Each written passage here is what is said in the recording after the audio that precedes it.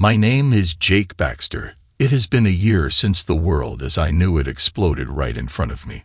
Although I suppose it's incorrect to say it that way. The world didn't explode by itself. I blew it up, shattered it around me, and walked away from the destruction. To be fair, I had help. At least 60 swindlers were fully paid. I just lit the fuse. My wife was one of those cheaters, and I took perverse pleasure in destroying everyone along with her.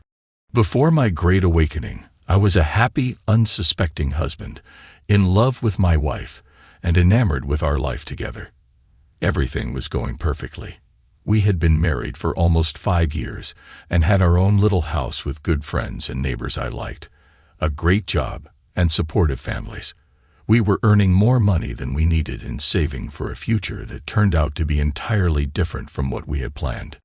I wish I could tell you something about us or our marriage that would give this story meaning, but the truth is, I can't find any meaning myself. I married my college sweetheart. She was sweet, kind, and funny. She was loving and gentle. She wasn't the type to constantly flirt with other men. She didn't dress provocatively, and I never doubted her faithfulness to me. I work in a research and engineering laboratory that develops highly specialized electronics for NASA and the military. We jokingly call it Geek Central. The thing about most geeks is that while we handle very complex tasks at work, at home, we are quite simple. What you see is what we are. There are no tricks here because we are not good at them. Many people think prodigies are teenagers. Maybe, by their standards, that's true. We laugh at silly jokes, quote movies and obscure works, and we are fascinated by the details of existence. Whatever sophistication we possess is not highly valued in social circles. On the other hand, we know that if we lose our reputation for speaking the truth, we are done for. Geeks don't lie. Our reputation is our career, and both are built on the truth. My wife, Jeannie, works in high finance at a firm called Watson. They are major players in the financial aspects of large construction projects and seem to have been involved in many of the biggest constructions in the mid-Atlantic states. The office is downtown, and Jeannie works with a surprisingly uneducated group of people. They understand money, and some can program a spreadsheet. But I must admit that every time I talk to her colleagues, I feel like I'm back in high school. It's the plain truth. Jeannie and I got 2 kittens. They were brothers. We wanted to name them Lewis and Clark.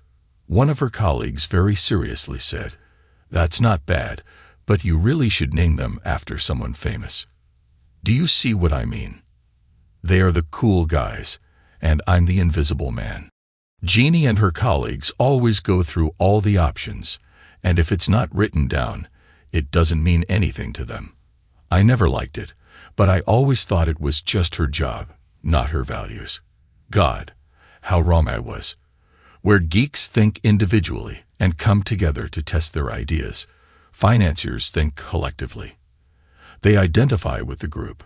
The only time they think as individuals is when they are trying to climb the corporate ladder.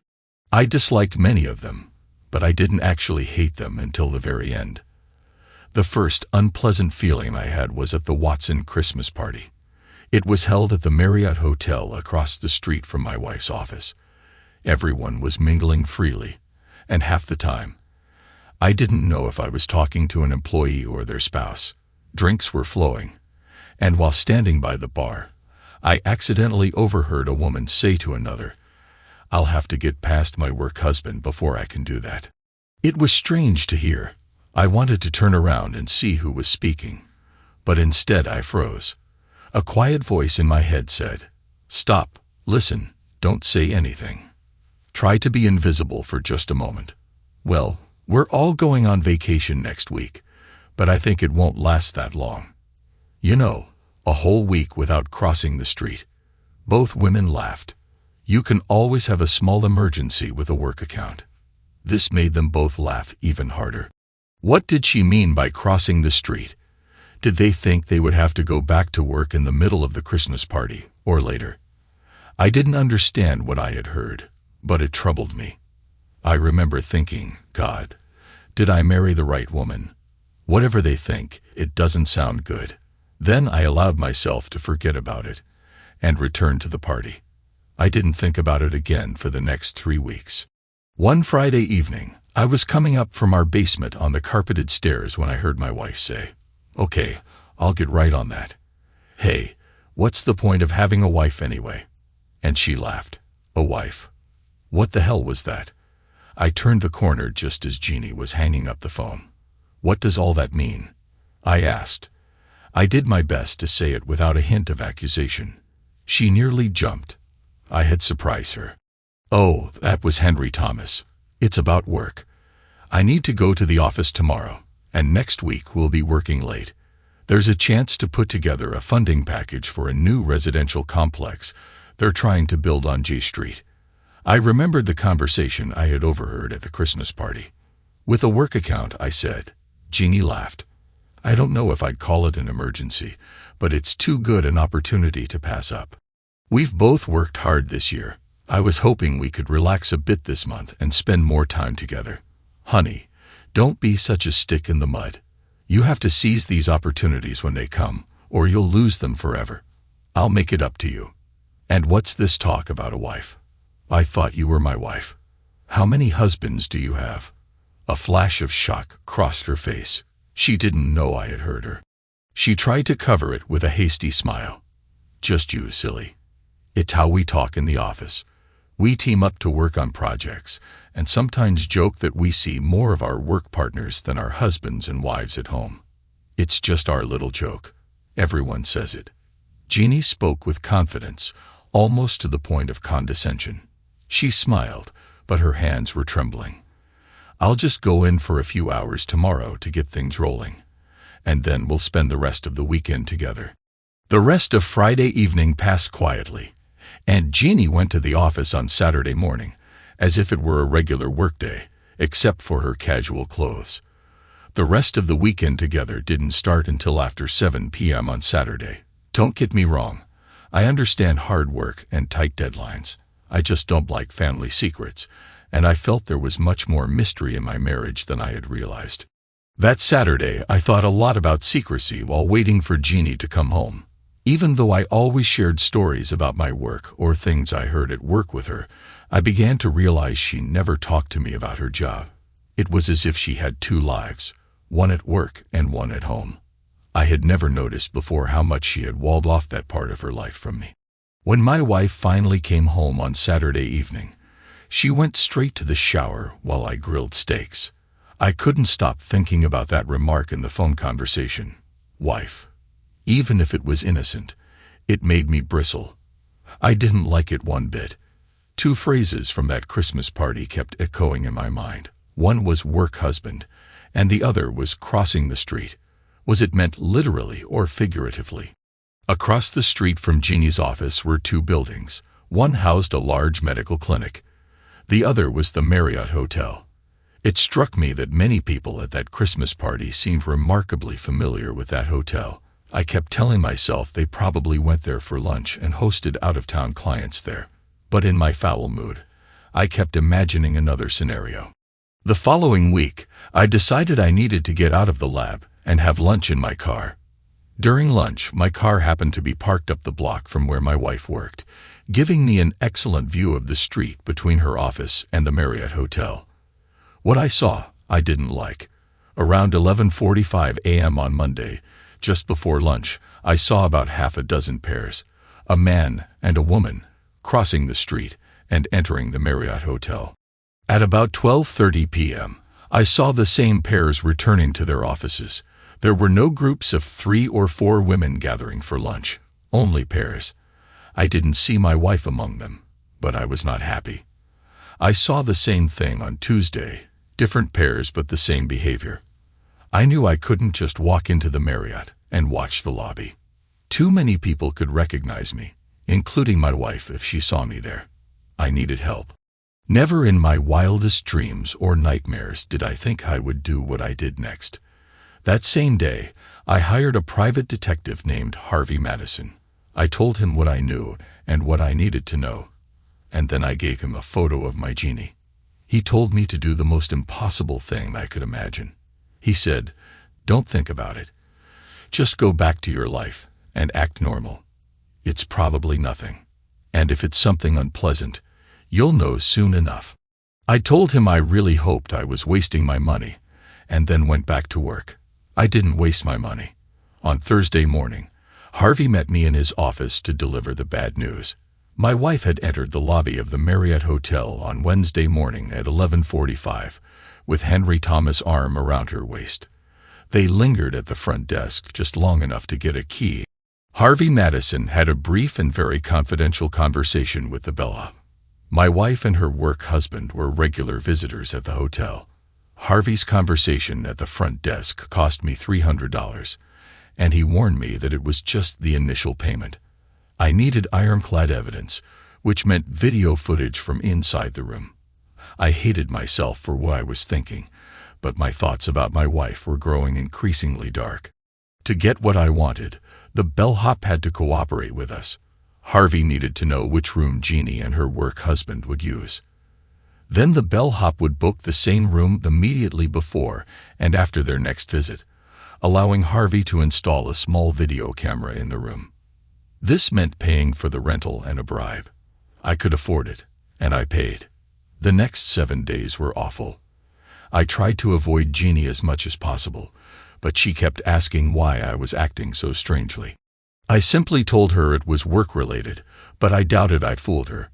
She wanted to make love, and I told myself that if I hadn't caught anything venereal yet, I probably wouldn't, so we did it. My heart wasn't in it.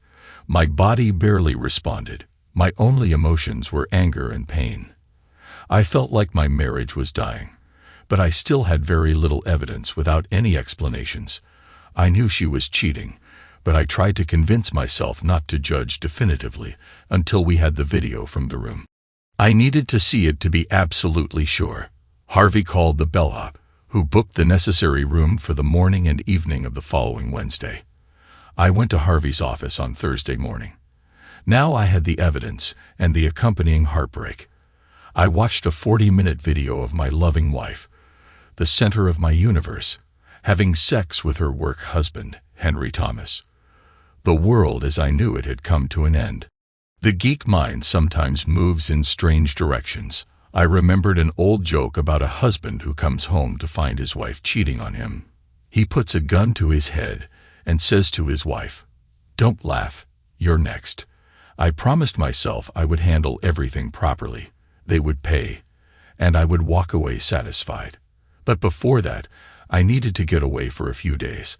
I couldn't stay in the same house with Jeannie. I talked to my boss and arranged to take leave for the rest of the week. If anyone asked, I was needed in Wallops for the entire weekend.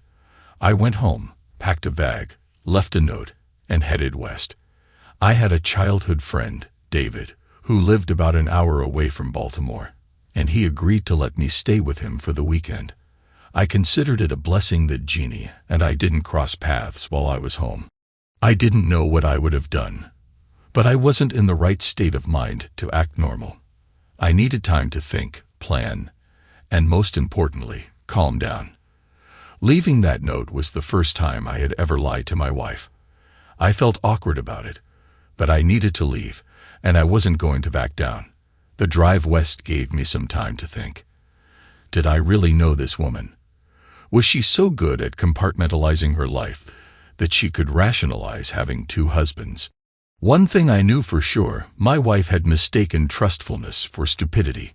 I was never stupid, and lying to a husband who completely trusts you is not a clever trick. Now the days of trust were over. My marriage was dead, and all that was left was the funeral. The thing about childhood friends is that they know you completely. They know who you were then, who you are now, and what you're always thinking about. You can't hide from them. My friend read everything on my face within 2 minutes of me stepping into his house. I broke the news to him, and as a good friend should, he got just as angry as I did. Then there was his wife, Marie, who tried to calm both of us down and make us think. She wasn't defending Jeannie in any way. She just wanted me to be sure of what I wanted and not to go off half-cocked. Make no mistake, we need a woman's perspective to truly understand what's happening. While I was angry at my wife and her work husband, her focus was on all the other women working in that office. In her view, it was the women who controlled the sex, and every woman there either participated by their behavior or turned a blind eye to it. She said, "Men are pigs, and it's a woman's job to civilize them." Then she smiled at her husband, who reluctantly agreed. "I want to destroy them all. I'm divorcing my wife, that lying, cheating crap. She betrayed me, and obviously not for the first time. But I want to hurt them all. I want to make Mr. Henry Thomas regret he was ever born. And I want every crook in that office to regret every day they crossed the street to that hotel." Marie tried to reason with me. "Make sure you're ready for the consequences. There might be a reason for what happened that you don't know about. Maybe she'll regret her actions so much that she'll never do it again. You love this woman enough to marry her. Do you want to throw all that away now? Think about it." I pulled out the flash drive with the video, and they watched it with me. Henry Thomas was a paper salesman. His job involved money. While I was out running after work, he was dining at fancy restaurants. Henry Thomas was soft. For 40 minutes, we watched as my wife gave herself to her work husband. She was smiling, even laughing, and I was dying inside. Henry Thomas was nothing special.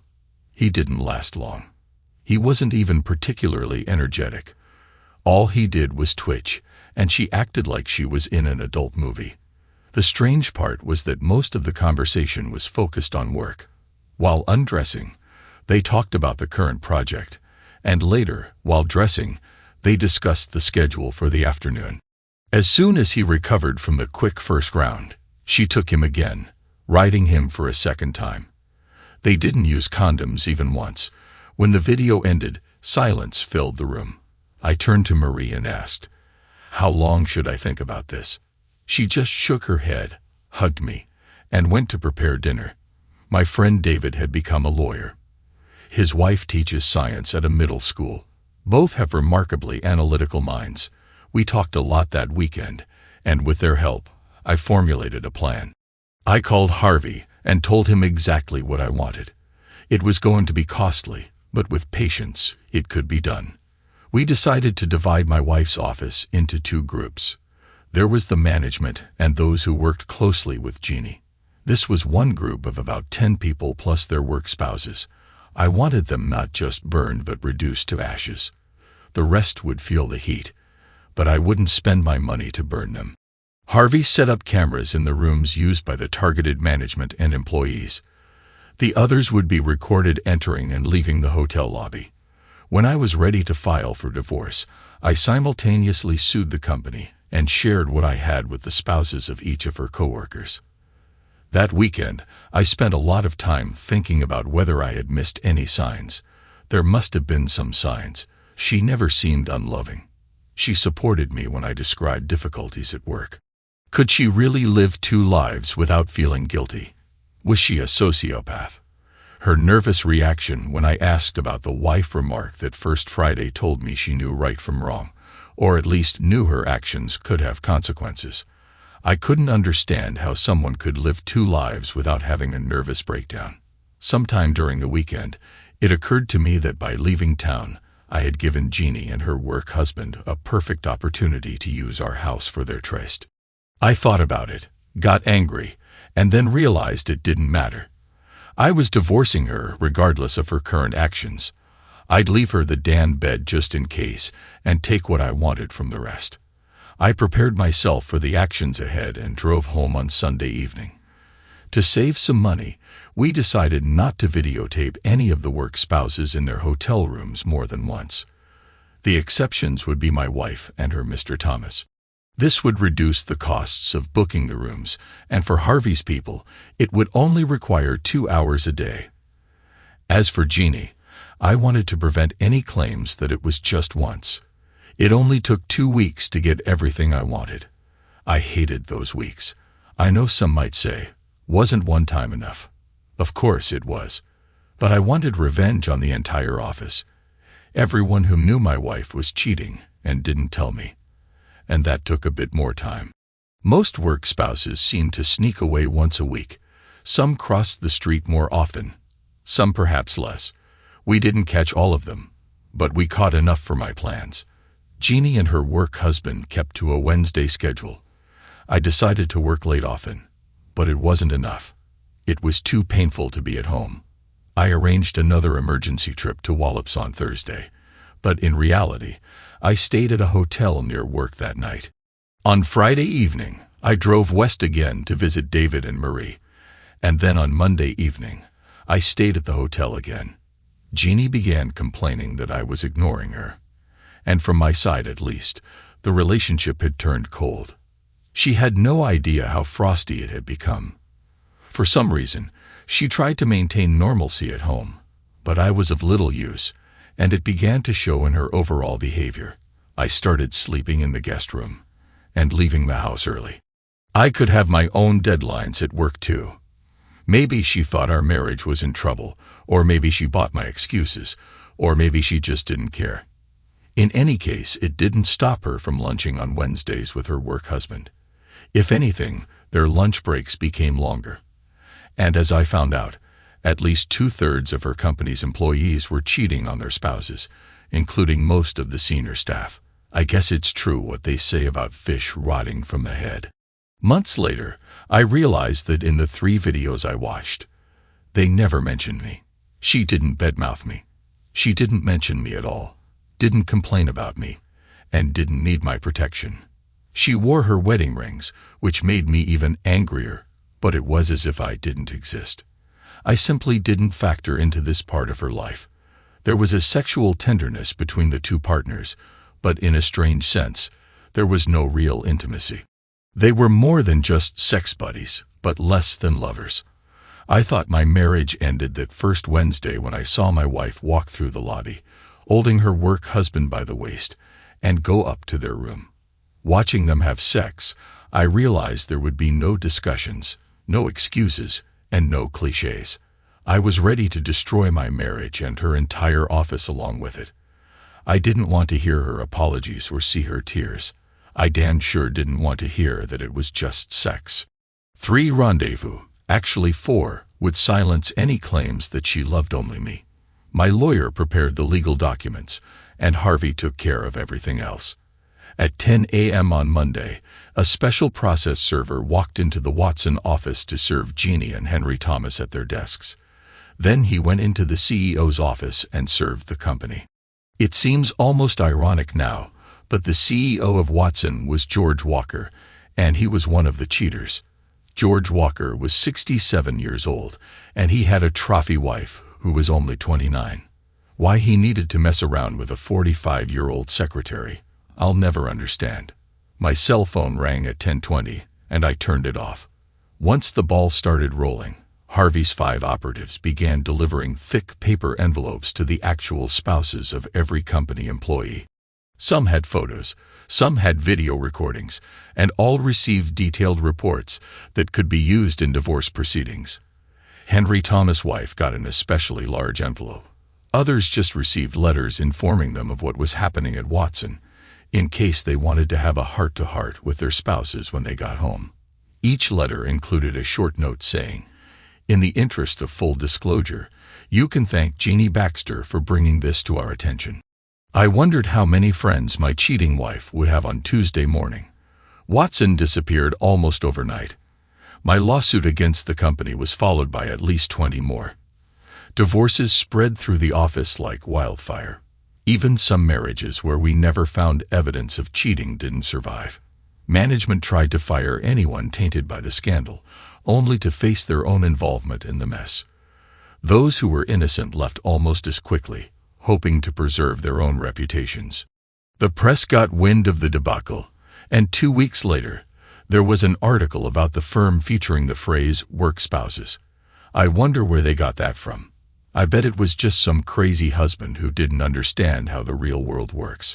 Shortly after, the business collapsed, and the office closed within 2 months. The office building remained vacant for almost a year.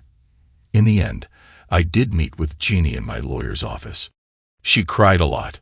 After weeks of angry messages mixed with denials, pleading requests, and bizarre attempts at bribery and negotiation, She finally took some responsibility for her situation.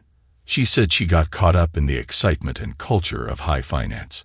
I don't know what sleeping with her colleague had to do with finance, but it was definitely part of the culture. The apologies didn't last long, and eventually, she said that part of it was my fault for not discussing my problems with her. Yes, apparently, it was my fault. What nonsense. You shouldn't have to remind your spouse not to sleep with her work husband. Most importantly, you shouldn't have to remind your spouse that she shouldn't have a damn work husband at all. I never truly understood Jeannie's infidelity, and she never adequately explained it to me. All I know is that she changed. The clear-eyed and seemingly truthful girl interested in business turned into a deceitful and highly dishonest cheat. She seemed to live by the motto, "If he doesn't know, it won't hurt him." Harvey told me they only met on Wednesdays during lunch. They didn't use my absence that weekend as an opportunity to meet. It seemed she had some strange sense of a double marriage that limited her cheating but didn't eliminate it. Harvey tried to explain to me that, in his opinion, it was some kind of perverted bonding ritual. At Watson, a depraved corporate culture had developed where team building meant sleeping with your colleagues. There was even a twisted form of loyalty in this game, where employees only had sex with one person, usually the one they worked most closely with. Harvey thought they believed they were simply smarter and better than everyone else. Whether it was a shared secret that led to a risk they took together, or a distorted social contract, I never understood. I would like to say that I also stopped caring, but I never stopped caring about my marriage to Jeannie or the circumstances that led to our divorce. I could have spent my life trying to understand these people, or I could just walk away. I chose the latter. I got my revenge, but it didn't turn out quite as I had planned. I won my lawsuits, but the company's accounts were empty, and Henry Thomas lost nearly everything in the divorce. My own actions made the company and Thomas incapable of paying the lawsuits against them. How's that for irony? My wife lost her job and demanded alimony when I divorced her. My lawyer argued that her unemployment was a direct result of her infidelity, which led to the divorce, and she didn't get any alimony. Even the cheated-on spouses resented me for ruining their lives with the unpleasant truth. It seemed they blamed me almost as much as their cheating spouses. It's a big city. I can live without their love, but I didn't foresee this happening. One affected spouse surprised me more than the others. One evening, Sheila Thomas approached me at a bar. She was stunningly attractive, which should have been more than enough for any man. I was still nursing my first beer. She introduced herself, sat next to me, and placed her hand on my crotch. Well, she had my attention. I'm divorcing my husband, but I want even more revenge. I want to tell him I slept with his plaything's husband. Will you help me do that, Mr. Baxter? How about it, Jake? Will you defile me and help me humiliate the man who slept with your wife? I wasn't sure what to think about the word humiliate, but I decided to help her. And I did everything I could until late into the night. I told you I had been sleeping in the guest room for 2 weeks before serving my wife, so I deserved some compensation. That night I felt dehydrated and had to drink water every hour. As Sheila left early the next morning, she said she was heading home to rub this in her husband's face. I reminded her that she had rubbed it in my face earlier in the night, and I'd love to have it rubbed in my face again. She laughed and promised I soon would. Jeannie's family was furious with me for a while, so I sat them down and showed them the video.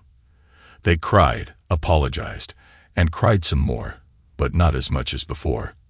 In the end, they didn't blame me for the divorce, though they tried to convince me to give her a second chance. I couldn't. There was no forgiveness in me, and I couldn't recall her ever asking me to forgive her. She had turned my heart to stone, and it stayed that way for over a year. At some point during the divorce, when I was telling my friends at work what had happened, it dawned on me how all my skills had failed me when it came to catching my cheating wife.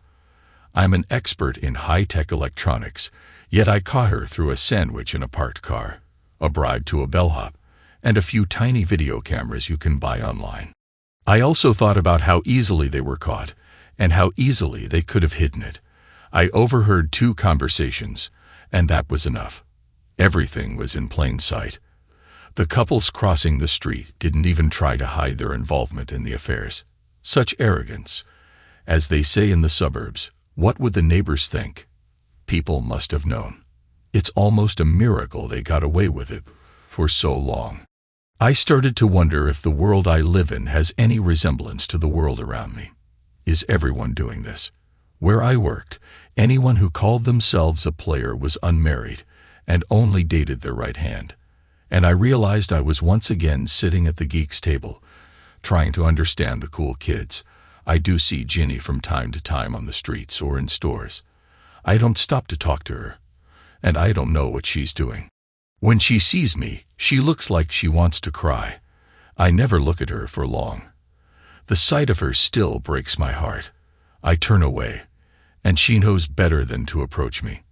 I am no longer the man she married. The life I knew is gone, and I am starting over.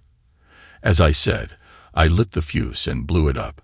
I had no idea the shrapnel would tear my own heart to pieces.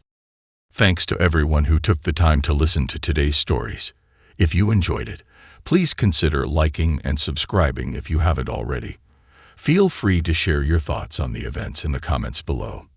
Take care.